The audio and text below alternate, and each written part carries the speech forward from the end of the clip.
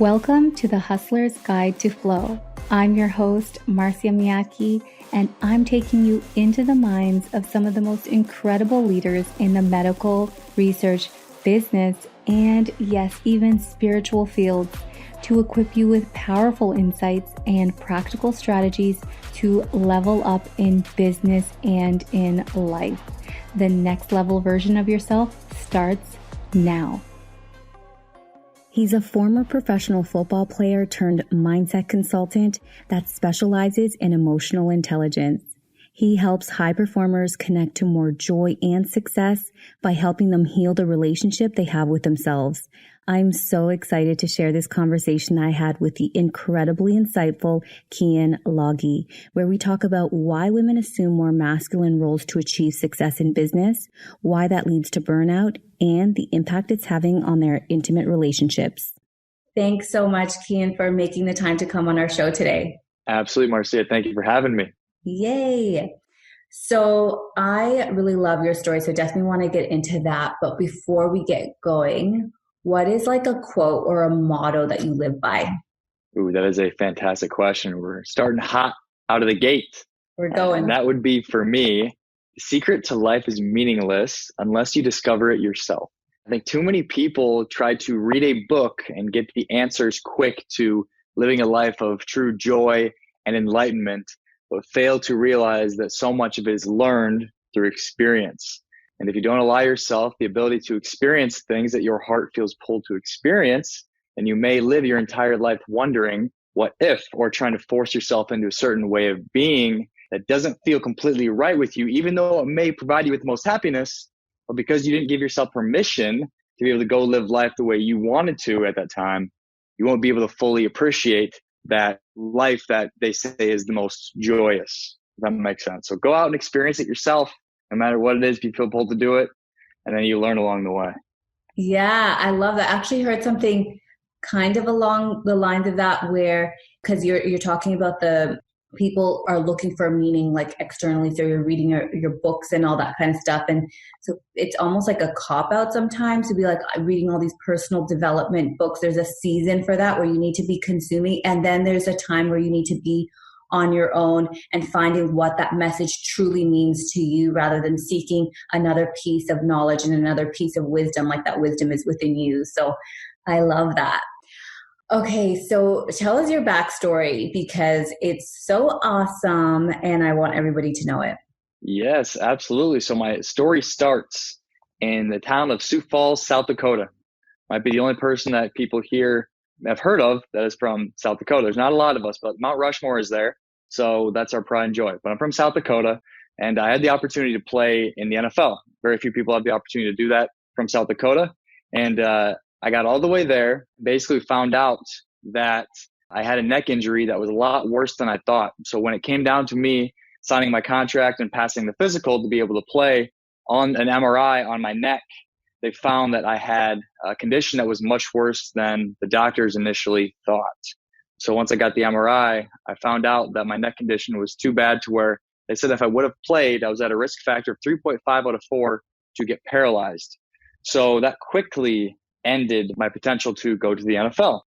Me, as somebody since I was in third grade saying I was going to make it to the NFL, a lot of my identity actually was wrapped up in the sport, and probably a little more than I'd like to admit. Because I consider myself very well-rounded at the time and didn't put all my eggs in one basket, I believe that I bypassed my attachment to the sport and tried to move on a little too quickly. But nevertheless, I went back home to South Dakota after I found out that I'd never be able to play again. Realized I wanted nothing to do with my degree that was going to be a financial analyst, and decided to go to the library and picked up book after book after book, and eventually picked up a book called The Biology of Belief by a guy named Bruce Lipton about a field of study called epigenetics. And this guy, Bruce Lipton, talked about being able to live a form of heaven on earth if you undid and unlearned who you became through your upbringing, right? So by unlearning who you were, you're able to attract and bring in exactly what it is that your soul and your higher self desires in life. So this book inspired me like, wow, I've never heard of anything like this before. And I want to get into a position where I can see if I can fully embody this. Let's give it a try. I made it to the NFL. Let's see if I can do this, right? So since then, I was a personal trainer. I then segued into moving to Miami and becoming an internal health specialist, where I've helped people with different autoimmune conditions and digestive disorders. Also other things like fibromyalgia and other chronic complex disease. Work through those things. I started off with just the nutritional side of it, and then later found that there was a much more than just nutritional deficiencies with these people, and dove into the mental emotional side of things. And I was like, all right, it's interesting how when I shift and change people's perceptions of their reality based off unlearning who they're not through dealing with unexpressed trauma, they were able to then get to a position where they're able to take care of themselves, but also release some of the stress and shame and guilt that they've developed throughout the years, which is causing their physical body to react. I'm like, wow, there's something to this. So I moved out of the nutritional space and more into the mental emotional space. I ended up meeting a lot of high performers similar to me in regard to constantly pushing and pushing and pushing and pushing and trying to get to a level of success monetarily and just worldly and whatever they were working on, and found that there was a huge void similar to myself that many of them were trying to fill. And because at the age of 22, I was able to come to terms with the fact that nothing I ever did was going to provide me with the level of fulfillment that I was looking for. I'm now able to help many of these other men and women that are in that position as high performers to no longer find fulfillment in what they do, being able to detach from what they do, thus providing them to actually allow what it is they want in their life to come in without trying. And they're actually able to enjoy it when it does come. So that leads me to today. I took a little excursion for about a year and a half living in Colombia, South America, but now I'm back in the US. Awesome. I really loved your story, and you kind of took us full circle because you were talking about how when that injury happened, you tried really hard to move on with your life. You're like, okay, I need to pivot. I'm not going to be a player anymore. I need to do something else. And you said you bypassed that attachment that you had to football. And I think that's really cool. And then you took that full circle through your journey of helping people with their nutrition, but then realizing, okay, it's not just the nutrition, it's actually their mental and emotional health. And then focusing on the high performers and their attachment to their role. And I see that a lot too. And the funny thing about attachment is most of us are not even aware of the attachment that we have. So that's really cool. I really loved your story. Let's talk about women, because I feel like actually I was reading something about research, and all of these things primarily and historically have been about men. And I feel like women are kind of clumped into the men file a lot in regards to high performance, in regards to everything. And so I thought, why don't we have a conversation that's specifically around women and specifically high performing women? Because obviously we are different, and the things that will make a man successful in the business world or at whatever we're doing, it's going to require a different recipe for women in regards to what we need to bring to the table, who we need to embody, who we need to be. So yeah, I thought that's what we could kind of like delve into. Yes, I would love that. Yay. Okay, so what do you see in regards to dealing with high performing women? What do you see is like their thing that's holding them back? Like, what is it, that thing that they're unaware of that's not allowing them to take either their performance to the next level or their fulfillment to even really be a key part of their life? I think that's a phenomenal question, Marcia.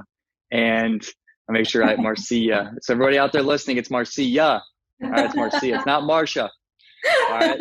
Thank you for the clarification. Yes, I'm going to put it out there. Absolutely. But I believe that so much of the success that some of these women get as far as monetarily and earthly, as far as success within business, comes from their ability to be able to master the very masculine tendency of pushing, making things happen at all costs, sacrificing a certain element of emotion to be able to achieve a certain goal. And I would say that gives them the ability to be able to push and get to a certain level of success that they attain. But to a certain point, and eventually, just like with men, it will be the downfall, right? Because the problem with constantly always using stress and pressure as a way to motivate yourself is that eventually when you do gain the success that you want in business, or you do make the money that you want, you're going to actually continue to push to get more and more of that stress to stay motivated to continue to gain more success. right? So most people think like, oh, when I make this certain amount of money or when I have a certain level of success, I'll stop pushing so hard, right? But it doesn't work like that, right? You get to that place and you're like, oh, you start twiddling your fingers, twiddling your thumbs. You're like, oh, okay, what's next? What's like, okay, I got to do more. Okay, I got to do more. I got to do more. I got to do more. And so you start doing more and you start creating more for yourself. And eventually what happens to a lot of people that I work with, women included, is that you put too much on your plate to where things start to fail around you and crumble around you. And you begin to not be able to pour into the things you need to pour into because you're trying to play catch up because of the place of stress that you feel like you need to operate under to be successful. Okay, so it doesn't stop. So, but like I said, I would say that that level of pressure they put on themselves gets them to that place of success, but ultimately will lead to their demise if not properly handled and managed. And so much of that is the ability to be able to suppress one's own emotions to attain a certain goal. And there is extreme downfall to that. Yes. Oh, yes to everything you said. And I can totally relate to that, guys, because I was that person. I think there's an element of conditioning that we have this like belief that to be successful, especially in the business world, there is an element of leaving your emotions at the door. I certainly believe that when I first started working at corporate, and I really wanted to not show my feminine side, if that makes sense. Like I dressed a lot more corporate than I do now as a consultant. And I was trying to play the role like how my strategy officer was doing things as a 40-something-year-old German guy. And I was trying to embody that. And that is such a denial of who I am at my core. And it became exhausting. And I felt so alienated from who I truly was. And luckily for me, I was able to remove myself from that situation enough to realize that I was going down an unhealthy path. But I can totally relate to the sacrificing yourself so that you can move forward, that constantly pushing, that using that level of stress to take you to the next level. And I would agree that once you got to that next level, like when I got the promotion, it wasn't like I relaxed. It was like, okay, well, what do I now need to do to get to the next promotion? So it was a constant like chasing of your tail. It was like a really dysfunctional loop of like habitual patterns and thought processes. So then what do we do then? As women who want to be successful, we want to make impact. How do we thrive in, I don't think it's an exaggeration to say in a man's world.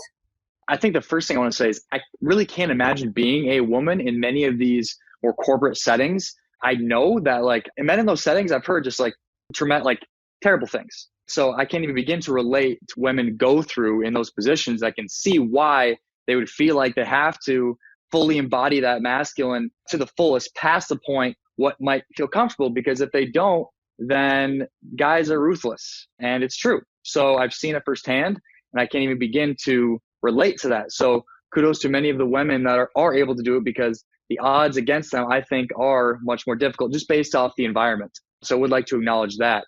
So I can't fault the women that believe they need to do that to get to where they want to be, because to a certain extent, like if you allow yourself to be vulnerable in those settings, then it's very difficult to not allow those ways of being that men might project onto you to bother you. So I can see why you and other women would embody that. But I would agree that those ways of being were more an attraction of where you currently were at. And it comes down to, I think, the foundation of all of it to help people understand a little more, because I think one of the biggest things that prevents women and men from being able to detach from that constantly pushing, operating under that high amounts of stress to be able to move forward and get what you want is that they think it's who they are. They're like, oh, this is who I am. I'm just type A. I'm just always push. It's just who I am. Right. But I would argue in many of the people that embody that high performing way of being, women included, that never had the opportunity to be able to depend on somebody when they were younger. So this high performing push way of being starts very, very young most of the time. And it starts in a position where they had to grow up, myself included, much quicker than a normal child should have to. And they weren't able to depend on anyone. That's not to say that there wasn't a present mother and father, because a lot of the high performers and women included that I work with would say, I'm so blessed for my family life and I'm so thankful for the upbringing that I had because I had parents that loved me. That's one of the most common things I hear in many of the people that have the most trauma. To be honest with you, right? It's this over optimism about what they're experiencing, what they're going through, because they feel like they can conquer anything and make it through anything. So it starts from a place of having to depend on yourself, or feeling like you couldn't depend on your mother to be able to take care of you.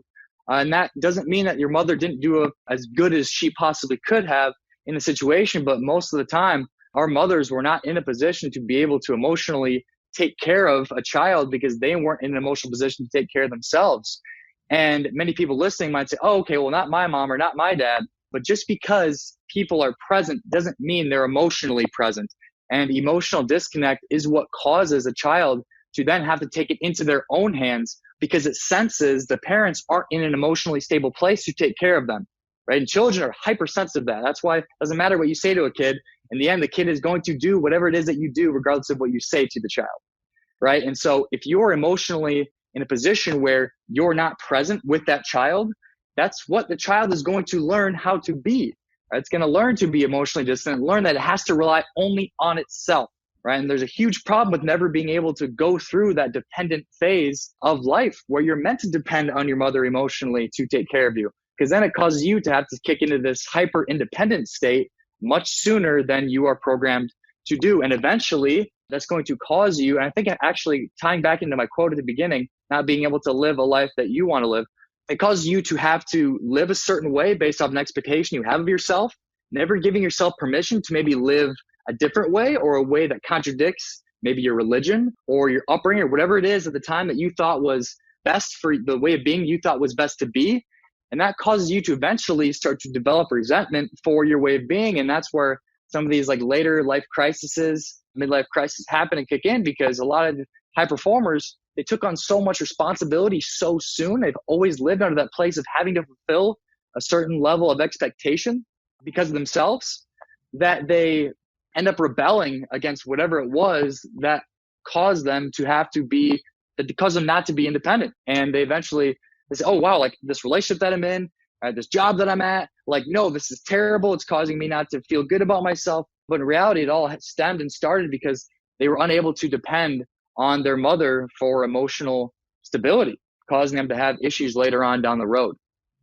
I'm so glad you went there, because a lot of people want like, well, what is the solution? But I think in order to provide a solution for people and like support and help and direction and what should we do, like the how-tos, is we really need to understand like the underlying situation. And I think you're spot on in regards to the high performer is usually comes from an environment where they had to assume a higher level of responsibility. You and I were talking before, and I was describing some of my situation, and I experienced a lot of trauma, and I saw my mother be this, from how I could perceive her, as this a wounded woman who couldn't support herself and was kind of at the mercy of my father, who didn't take care of us and abused us and was an alcoholic and all that. And so for me, that was, I need to be, subconsciously, of course, I need to be an independent woman. I need to be successful. I need to make money. That was my wounded little Mars response of how to protect myself, but I didn't know it on a conscious level. I just thought I was going out and trying to do good in this world.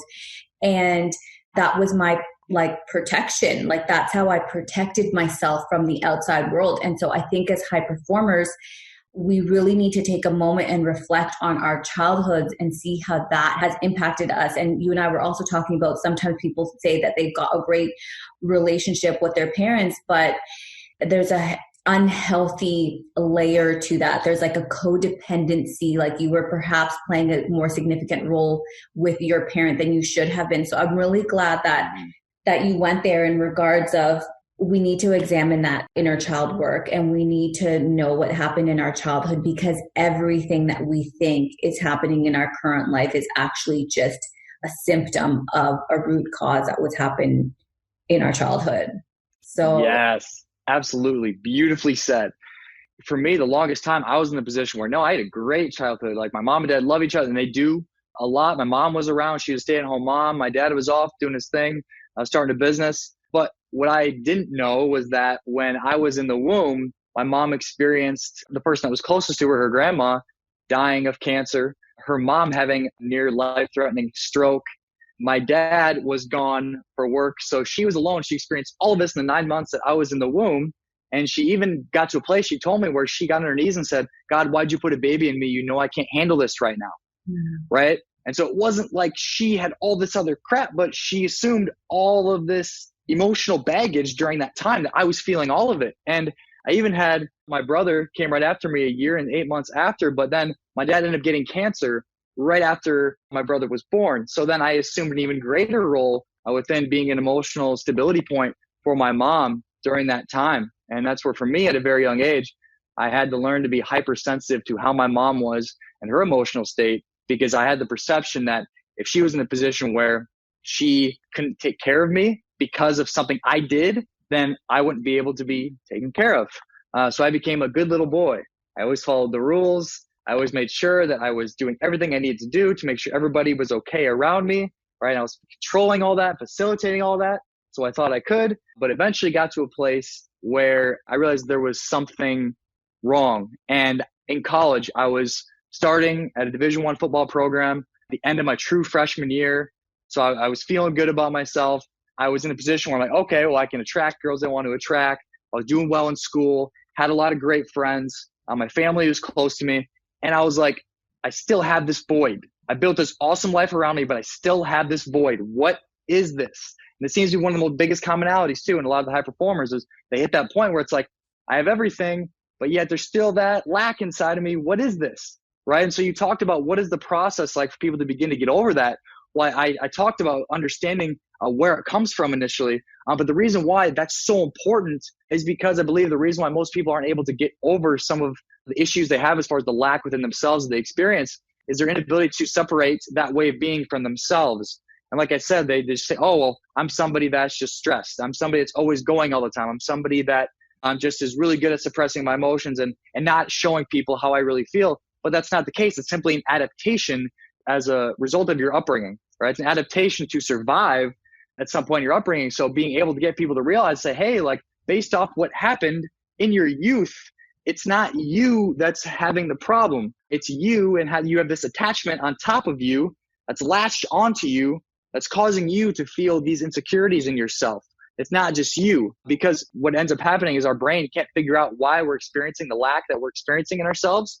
So it just identifies with that way of being, which is the problem with the majority of the psychology industry and the counseling industry, is that we label people these certain things. And when you smack a label on yourself or you tell yourself this is just how you are, you're then incapable of being able to move past it. So that's why that's one of the first steps that I do with everybody that I work with is we understand why they are the way they are. So they're able to say, holy shit, like I'm not just effed up. Like that I'm not just like a sad person. I'm not just a mad person. Like this came from somewhere, right? And when you can identify the source of where it comes from, you can then begin the process of understanding, okay, this is me, right? I have my fist up, and this is this attachment on top of me, right? We're not intertwined and twisted as one, but this is separate from me, right? Once you can come to terms with the fact that that way of being is separate from you, you can then begin the process of being able to healthfully move on from it. Yeah, I loved everything that you said. And getting people to that process of admitting that their childhood wasn't perfect, I feel sometimes that's a struggle in itself, which is why I love these conversations where people like you and I can have an honest and raw conversation where we can say, this was my pain, this is what I went through, this is how I overcame it. Because especially with social media and stuff, you see a lot of really positive things, you see a lot of people being successful, but you don't get to see the backstory of. And I feel like we need to make the conversation of, oh, I experienced trauma, this was my trauma. It needs to be a more casual conversation. It needs to be more mainstream, because there's not anyone on this planet that didn't experience trauma from which they created some kind of trauma response, from which they created their identity from. It's exactly how you said it. The way you took it through that was 1,000% accurate. And yet people who are going through this unlearning, first like discovery of where the trauma came from and then the unlearning, they kind of feel like they're doing it on their own, and you kind of feel like you're venturing through this like wilderness on your own. And I want people to know that it's a part of life and everybody's gone through it. Everybody has gone through the trauma and not everybody will heal. But to the level that you're willing to do your healing is going to dictate the true amount of fulfillment that you have in your life. And I really loved how you took us through that journey, because I think that it's so true. We need to just first get it out there. Let's be honest about what happened. And also, a lot of us have like an underlying shame to it. Like my story for a while, the fact that I like did drugs and all these other things, I tried to keep it a secret for a while. And for as long as something is a secret, there's shame. But when you share that with someone who can show you empathy and compassion, you transcend that shame. And I think shame for a lot of us is what's holding us back. So yeah, we need to have these conversations and get this information out there and let people know that you're not alone and that there's avenues for you to reach out if you don't feel like you have a supportive network and friends and family. Keyen specializes in this type of work. I do this type of work. There's people out there who genuinely can and want to help. So love that. Yes. You just had so many beautiful golden nuggets right there. Thank you for giving yourself that permission just to roll with that, because you just killed it. I feel like I'm getting that juice from you. You know, when you just like you're feeding on the energy. I'm like, everything you were saying, I was like, yes, amen, amen, amen to everything you were saying. And yeah, I'm just so glad, I'm really grateful that we connected and that we've been having this conversation, because it's an important one to have. It's so important. So yeah, that was cool. Definitely. Well, thank you for saying that. I appreciate that. And to play off what you said, the part where you said, there needs to be more casual conversation surrounding traumas. And like you said, shame is the thing that prevents a lot of us from being able to open up and express some of these things. That's why I try to do a good job. I mean, I shouldn't say try, but like just things like a lot of the times what ends up happening is a lot of young people that don't have a mother who's in a stable position emotionally, men in particular, end up becoming and actually take on a role of being their mother's husband. And actually happens as far as emotionally, and just being able to talk about that and just be like, yo, like, yeah, I was partially my mother's husband. Like, like actually took on that role, like me personally, right, as a young child. And it wasn't my choice. I didn't have the choice to do that, right? And so there's not really any shame. It's kind of weird when you think about it. It's like, oh, like my mother's husband. Oh, what? But it just is what it is, right? There's no like, you had no choice. That's what I want people to realize, like, you didn't have the choice. And most of the people that will be explaining their situation, they take radical accountability for everything in their life. And the problem with that is that if you're taking accountability for a way of being that developed when you were between the ages of 0 and 7, you are dead wrong, because you did not have the capability of choosing which way of believing that you want to believe, right? And so in order for you to be able to move on, you have to be able to accept the fact that you are not capable of deciding and choosing your current belief system, of constantly sacrificing your own emotions for everybody else. So I know it sounds all noble and high and mighty to take responsibility for everything in your life. The first thing you're going to have to do is not take responsibility for what you learned throughout the years of your earlier childhood, because that's truly one of the first steps in being able to heal, is realizing that, hey, there was nothing that I could have done. And when many of the people that I work with come to that realization, normally a massive emotional response happens with it. I can say firsthand for me, that was the case with me. When I first had the conversation with my mom about her telling me about what happened when I was in the womb, I broke into tears. I'm like, holy shit, like, wow, like I'm just not effed up. Like it came from somewhere, right? It came from somewhere. And it wasn't my choice. It wasn't something that I could control. Mm-hmm. Right? I couldn't, in my mother's womb, control what happened in the external world. I couldn't do that. I didn't have that ability, right? So it was such a beautiful moment of grace for myself and many of my clients included, when they're able to come to terms with the fact that, hey, like I didn't have the choice to be my mother's husband. I didn't have the choice to be in a position where I defend for myself emotionally, right? Because we don't have that choice. Yeah. Right? But I know it's difficult for the radical accountability, high performing people to come to terms with that. Absolutely. And you were saying that, when you're really young, up to the age of 7, and also the things that happened when your mom was pregnant with you, like 100%. So there's the intergenerational trauma of like you the impact your mom carries the trauma of her mother and then passes it down to you, plus all the environmental things that was happening to her when she was pregnant with you. So there's layers to this, because I think some people are like, well, I can't consciously remember a time where I was traumatized, or I can't consciously remember. Well, you can't consciously remember a lot of the trauma that happened when you were young, but your emotional body remembers. You store it in your body regardless of whether you can remember it on a cognitive level. And I love that you said that we didn't have a choice. You didn't have a choice even if you thought you were making a choice as a child, because we are so programmable at that age that even the things we don't want to be like our parents, we sometimes embody those things and we act like our parents even when we don't want to, because it was ingrained, it was conditioned in us, that way of thinking, that way of being. So if you don't become aware of those things, you think it's who you are. And so, yeah, I really liked what you said too, like not owning that part, not taking responsibility for everything, being able to critically look at your life situation and be like, oh, okay, there's a chunk of that I can't own. There's stuff like later I can own, but let's be reasonable about what you're taking responsibility for. Because it's just, yeah, it's so disempowering to feel like everything's your fault. And as children, we're egocentric at that time. So we think that when our mom is mean to us, we think it's because we're not lovable, or it's a reflection of how she feels about us, not because she had a hard day at work, not because her husband was really rude to her or whatever it is. We own that and we think it's our fault, and we need to, work to let some of that go for sure. Absolutely. That was once again beautifully said. I feel like we're just jamming. So let's talk about our women again. Because let's say, like, now I have owned my past and I can recognize the stuff that maybe wasn't mine, and I want to start to shift that. Like, where am I going from here in terms of not getting caught in that cycle of being overly in my masculine to try to survive in this man's world? Well, so much of it, at least for the process that I will take women through, it's giving yourself the permission to be able to trust somebody else. Because there's this huge wall up that's like, oh, I can't trust anybody else but myself, so I have to make everything happen all alone, all by myself. And so breaking down some of those walls, it normally takes maybe 2 or 3 sessions, but giving them the space and the permission to be able to open up and say, hey, like, this is how I'm feeling, without me having to like pry and poke and like have to like use different like techniques and tactics to try to get them to a place to open up.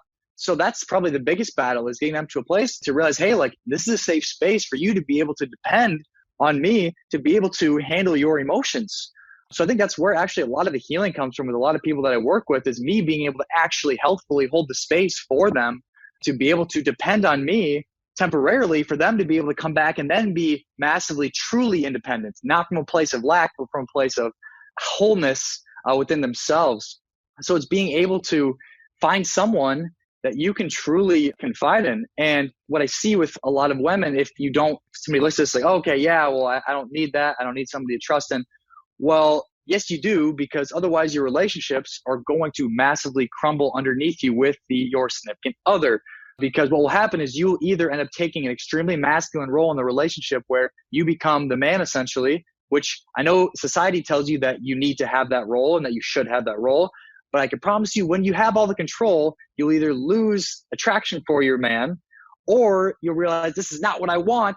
I really don't want all this. End up getting to a position where you get so stressed out that you self-sabotage the relationship. Right? Not to say that women aren't very powerful in the context of a relationship, but when you take on that extremely masculine role of not being as emotionally open and closed, it causes your man to turn into a bitch, or you end up getting so stressed because you hold so much weight that you leave the relationship. And I think what happens a lot of the times too is what women do is they put so much pressure on themselves, right? These high performing positions put so much pressure on themselves to be the perfect wife, right? To be the perfect caretaker of their child, right? And so what ends up happening is they don't give themselves the permission to own their emotional side with their man. And what a man needs in the context of a relationship is an ability to be able to be like, yes, I am the rock in this relationship, and my woman can depend on me when she is not in a stable place. But if you never give a man the ability to do that, your man is not going to feel significant, causing him to then have insecurities in himself and maybe seek elsewhere or do things that he normally wouldn't do. Now, it's not to say that a man's not capable of taking accountability for himself, right? But that's what happens when you don't give yourself the permission to be able to open up healthfully in a relationship and give the man the permission to be the man, is that you end up being the man and it ends up being a thing that you don't really want. So if you never give yourself permission to open up somebody outside the context of an intimate relationship, you might take a lot of stuff in that relationship that might leading to an unhealthy ending to that relationship.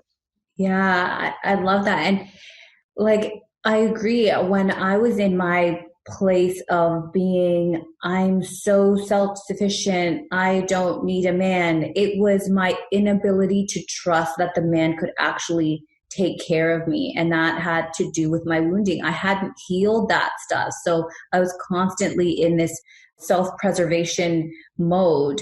And I think that the healing bit is so important to the trust bit. Like, we can't trust until we've healed that stuff in the past.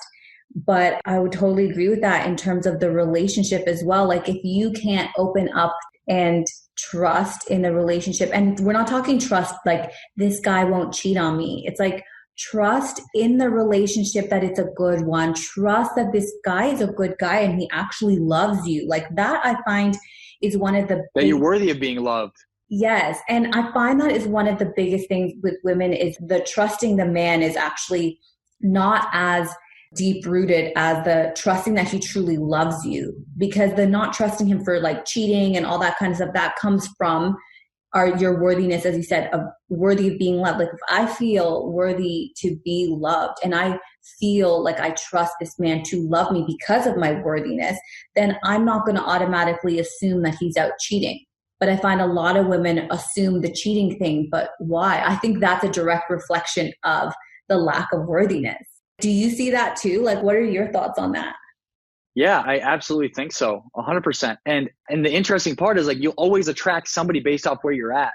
And if you're in a position where you're not capable of trusting yourself because you don't give yourself permission to be open emotionally with how you really truly feel at times, you're going to attract somebody that's not in the capacity to be able to be trusted, right? So a lot of the times, like, your feelings of not being able to trust in the person that you're with have some truth to them because you attract that.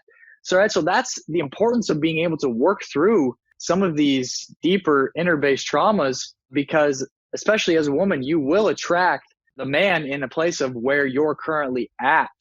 So there might actually be a lot of truth to your inability to trust that individual that you attract into your life at that time. But when you give yourself that permission to do the work outside of the relationship, you end up attracting somebody that meets you in a position where they are capable of being trusted. And that's when it's up to you to be able to then give yourself permission to be able to open up and allow that man to lead in the relationship. Yeah, let's talk about that, because that's something that in the past I've struggled with, is letting the man lead. And I know that I've worked with women who are very openly told me that it's hard for them to give that guy the space. First of all, you touched on it already, but why is it so important that we have those separate roles of the man being able to lead? Like, why is that not a sexist conversation, and why that's really important to like healthy relationship dynamics? That's a phenomenal question. There's so many different avenues that we can go with that. But to start with, I just want to say, like, I truly believe, just based off, like, if you look down and you see something between your legs, that tells you something. And I think it's more than just a physical feature. Now, despite any of the jargon, the conversations about what people are, whatever they're not, all right, I'm just going to assume the position that if you have something between your legs, that is what you represent at your essence. All right. So if you did have something hanging down between your legs, you are a masculine. And you are created to embody the masculine role in a relationship. And if you don't have something between your legs, you were created to embody the true feminine role in a relationship. And I think the biggest thing with women that they don't want to accept into that role, because they believe that, well, if I accept that role, then that means I'll be a housewife where I don't do anything with my life, right? So there's that belief system that's like, oh, if I embody my true femininity and give myself that permission to allow the man to lead, well, that will mean that I have to give up my career, and that will mean that I have to give up these dreams and aspirations, and I'll have to just be at home and cook and clean, right? But that's not what embodying the true feminine is. Like, it's not what it is at all. It's actually way more beneficial, because I think when women find they realize they give themselves that permission to trust the man in the relationship with their emotions in many ways, it feels really good. It feels comfortable, and it actually gives them the permission to be able to be the flowy beings that the feminine energy at its essence is. And actually, you're doing yourself a massive disservice if you're keeping yourself in that masculine role, because the true feminine is phenomenal at being able to manifest at will, right? And if you're trying to control everything and you don't give the man the permission to be able to create some stability in your life, then it ruins your ability to be able to truly manifest and really bring things in at will. So you actually end up losing because you feel like you have to maintain control in the relationship. And just because you give the man the permission to lead, I know that's like broad and it's kind of mental masturbation because we're not diving too deep into it, and we can dive deeper into what that means, right? But you're actually cutting yourself short. And you also need to realize, I hate using that because there's a reason why you can't realize it, but the realization is that you're not just going to end up a housewife that's unhappy and your husband's out living it up. That's just not the case, just based off your nature as is, because you've already embodied so much of your masculinity that simply won't happen. And if it does, it'll be something that feels really good to you because you're like, yes, you're motivated and inspired to do it because it feels good. Right? But based off your nature, because of the way that you've been the majority of your life, that won't happen. Yeah. Yeah, I love that. And you're right. It's like we sometimes perceive, like if I'm too much in my feminine, then he's going to expect me to not have a career and stay at home and all that. And that's like, those are outdated gender roles. Like when we're talking feminine, masculine energy, it's like our way of being. And again, that's a really not clear way of explaining it, but it's like the energy that we embody in the relationship. So we can still have control and autonomy in our business world, but it's being able to shift that to be in our feminine in our relationship. And so for me, I'll just use myself as an example because it's hard for me to explain. It's a hard thing to explain, like how you embody feminine energy, but I can explain too when you're done explaining too. So I want to hear what you have to say, and then I will. Okay, yeah. Awesome. Yeah. So for me, I'll make it quick because I'm really excited to hear what you say. So for me, I was always in that wounded place where I didn't want to let guys in. So I was always standoffish. And so I wanted to appear strong and like I did everything perfect, but there was a coldness about it that it wasn't a warmth and the nurturing of the feminine that where he felt safe to come around. And so there was always a disconnect because you're talking about polarity. It's like opposites attract. And when you were being in your masculine, then he can't truly be in his masculine. And if he is in his masculine, then you guys like literally repel each other. And that's what I found in my relationships. Like it would get to a point where we weren't even attracted to each other anymore. And I have to own my role in that, of where I didn't let him lead, or I had to win a conversation for no reason except that I wanted to win, which is just really, it's a wounded response. And so with Dan, I really wanted to be different in it. And so in the beginning of our relationship, he called me out a few times when I was being like that. And I shifted because I didn't want to be that person in the relationship. And it's something that I work on still, to be more vulnerable and to open up to him so he can come and a feminist, it's going to sound awful, but for him to save me in a way, but like where I can fall into him and be like, oh, I'm having such a bad day, or like vulnerable, and he can pick me up. And I would have never done that in past relationships. So that's just my example. Like I didn't know how to explain it, so I thought I would just share that.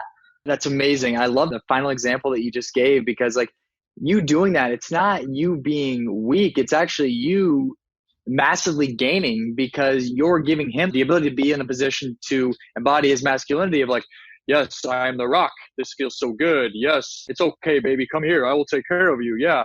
Right. It feels good to us. Right. We like to be in that role. Right. And you also like to be in the role where the man feels that way because it makes you feel safe, protected. So everybody wins. Right. So it's not like one's being weak or one's not. Like everybody wins. So I think that's beautiful. We're talking about the masculine and the feminine and how to be able, like, what the traits that are masculine, traits that are feminine. And so people might be wondering, okay, like that's great. Like it's awesome to hear, but like, how do I naturally begin to embody these things? And this is what I would say to that. I said a couple of the steps already, but what I've found is that when you do the internal work to be able to unlearn who you're not, you actually naturally begin to embody your divine way of being. Okay. So the men end up stepping into their true masculinity, not the fake alpha shit. They actually start to step into their true masculinity, and the women start to step into their true femininity. And it's really funny because I can give an example. Even today, I was on a conversation with one of my female clients, and one of her biggest things was working through the ability of just like accepting her body and her femininity as being something that was beautiful. And we spent the first couple of weeks just really diving into like, because she was embodied a lot of masculine traits, and diving into her masculinity and why she was the way she was and how she got to that place. And she came to me in our conversation today, and she's like, Keyen, she's like, I went out and my sister asked me to go shopping, and I was just like, yeah. And it felt really good. And normally I always just go to secondhand stores to get clothes because I'm always very good at budgeting, and I'm always really good at saving, and all this like masculine energy type stuff. And she's like, but I just like gave myself permission to just do some retail therapy. And oh my gosh, that felt amazing. And I'm like, we never even talked about that, did we? She's like, no, how? I'm like, well, I'm glad you asked. Right? Because we're doing the internal work to unlearn who you're not. And when you do that work, you naturally begin to embody those ways of being. And so what I don't want to happen is I don't want people to just listen and be like, oh, okay, well, what is femininity? Oh, okay, well, let me just try to embody that. Right? It doesn't really work that way, right? Because if you're trying, that's going to lead to issues. Now, it's good to have the understanding of what it is so you can recognize it when it shows up. But ultimately, it's the internal work that it takes, changing within, so then you reflect externally in your highest divine version, if you're male, the masculine, and the female, the true feminine. I love that, because even my head was going there. So I loved how you pivoted that and you redirected that, because even my head goes to, okay, so how do you embody the feminine? But what you're saying is that it's not about trying to embody the feminine. You are feminine, ladies. You were born with that feminine essence. So when you do the healing work of unlearning all the BS that you picked up along the way, it will naturally emerge and it will feel good. And you'll know you're on the path because it feels good. Like your client was like, how did this even happen? We didn't discuss this. It just emerged naturally. Love it. Yeah. That is so awesome. Yeah. Because I see a lot of conversation about, even from men. I actually got into a little bit of and I normally don't go back and forth on comments, but someone posted something about feminist women attract, and some derogatory or pussy, emasculated men, something like that. And I thought that was quite misguided. And it got into this huge thing about feminine and masculine energy, and that men are the strong leader and they need to And I think when you get into that conversation, it starts to trigger in women this thing of if you don't understand it, it sounds like you're saying that the woman is inferior, but it's not about that. It's about balancing those energies in a way that works for you to find harmony within your relationships. And I really want to get this clear as well, because when we say, let the man lead, I think some women, because I've experienced this, are like, yeah, but that's letting him take over and he's the boss of me. And I really would like to dismantle that. And that's not what we're talking about. I think it's again, I think that's a wounded response to be fearful of this man is going to be in control of me. And that comes down to what you were discussing before, that level of trust, that trust in this man, because at the end of the day, men typically are stronger and more powerful in their physical presence, yet we trust to be around them. It's part of that. It's honoring that there's a non-physical element to the man being that physically stronger one in the physical. There's an energetic element to that as well. And it's okay as women to feel safe and to let the man lead. And that letting the man lead doesn't mean that you're taking a back seat. It's just honoring our differences. And that's why I think conversations like this are important too. Because me, even 2 years ago, Keyen, I would have not entertained that notion, because I was still, even though tons of personal development, tons of business background, I still would have been on guard of some of the stuff we're talking about now. But I can tell you from experience, how important this work is and how it's so much transformed my personal life in doing some of this stuff. I love that. Thank you for saying that. I think a lot of people out there needed to hear that too. And I think also women may need to realize when we're talking about this is like, you actually are taking an even greater driver's role or front seat role when you give yourself that permission, because you feel 10 times better. And you can actually like I hate to say this, giving out our secrets, but like, you can actually like control a man in a way that he wants to be controlled. Like, you can get out of a relationship exactly what you want with being able to embody your divine way of being. Like, you can, like, we as men want to, like, we want to be controlled by a woman that is in her divine energy. I was like, baby, oh, like, can you do this? Absolutely, babe, I'll do that for you. Right, but if you try to just like have it all together all the time and don't give him the permission to be there for you in a sense emotionally, then like you're just screwing yourself over. Like, we want to be, that feels good to me when I am in that role, when I can do that. And I end up wanting to do way more for her when she gives me the permission to do that in my own relationship, right? Because it feels good, right? And then we all win. So that's the big part about it, is you're actually winning when you give yourself that permission to do that. And I know it might contradict because of what society says and all this stuff going on and the weakening of the masculine society, and we can go about all that. And honestly, with a lot of women out there, I can't blame you for not wanting to trust your man, because it's a bunch of pussies right now. Like, men are, like, we are not embodying our masculine as a society and as a world right now, because we're being suppressed, or say we're being told our masculinity is toxic.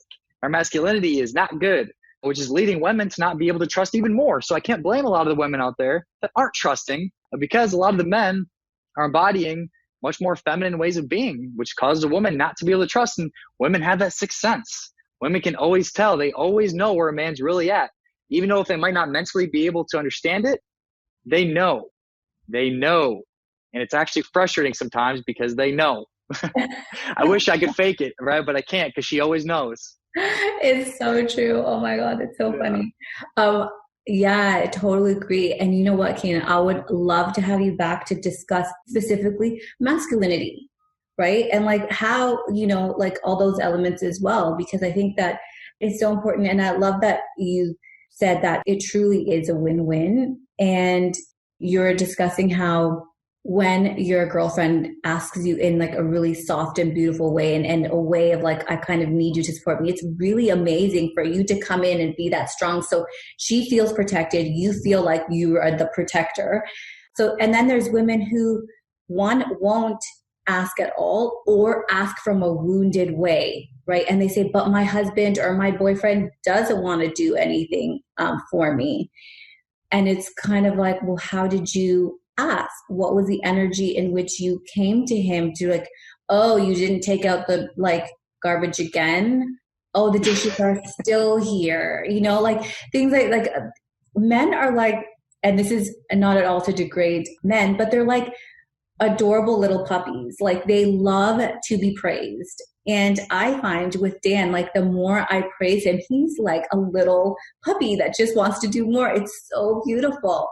But like the moment, like if I use a different tone on him, I can see immediately on his face the impact that I've made. And one, I never want to hurt him because I love him too much, and I just don't want to be that person. But it's like, it changed again. It, like, that little thing has changed the whole dynamic of the relationship. So it's about how we're asking ladies, if we're coming from a place of love and positive expectation that our partner can support us and can do this thing for us, and asking from a place of love. And then when they do it, being so grateful for them opening their heart and them not being scared to be whipped and like, oh, like he does everything. You know what I mean? Because he's gone and done something for you, then we should be grateful for that too. Yes, I love that you said that. And I did not take it degrading in any way, shape, or form, because it does feel good. It's like, let me be the puppy, damn it. Like, I don't want to feel like I'm with a man. Like, and that's what happens when your husband, right, when he doesn't respond well, he feels like he's being threatened like a man, because you are being a man, right? And so when a man feels like his wife or his significant other is stepping into being a man, essentially, he's going to feel threatened, and not with either the fight or flight response kicks in, right? So you're not doing anybody a favor by you being in that position. We want to be the puppy.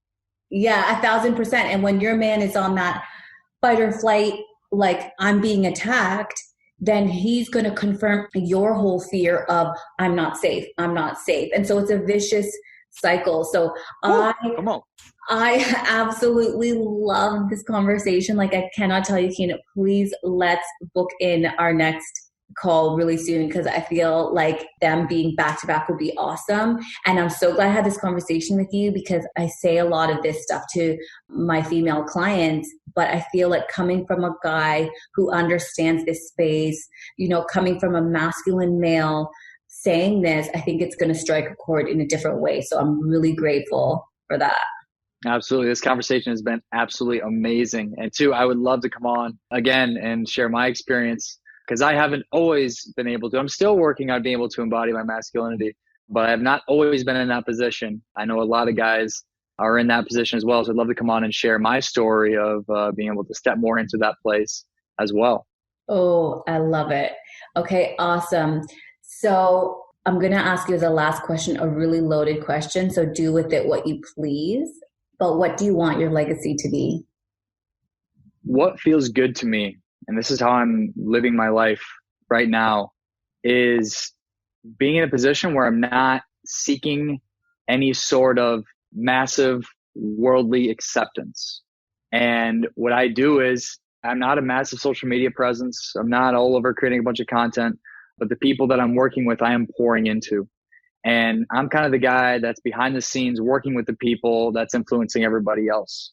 And so what I'd like to do is to be able to influence as many influential people as I can by helping them heal themselves so they can help heal the masses. And I really, at this point, don't have any massive desire to be in the spotlight, but I'd like my legacy to be one of, yeah, like nobody really knows who that guy was, but he just did all of this stuff. And he did all these for this many people and worked with this person and that person. And he just lived his life, right? And I just live my life, right? And that's how I go about my practice right now. I pour into people that I'm working with, and I live my life. My life isn't to serve at the highest level possible. That's not my purpose. My purpose is to step into me at the highest level possible, not to make it about everybody else, but make it about myself. And as I continue to make it about myself and doing what feels good to me, I'll then, as a response, create change at a level that I'm not sure, but I think is going to be pretty high. But my goal isn't to always be in the spotlight, but my legacy is to be the guy behind the scenes that people later on are like, hey, who was that guy that was impacting this person and like who helped heal this person and this person? Oh, wow, like this dude, like what? Like that guy?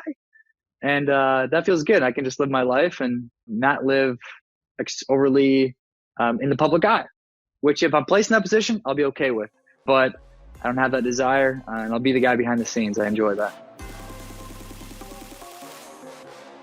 Okay, guys, I hope you got some powerful takeaways from this episode.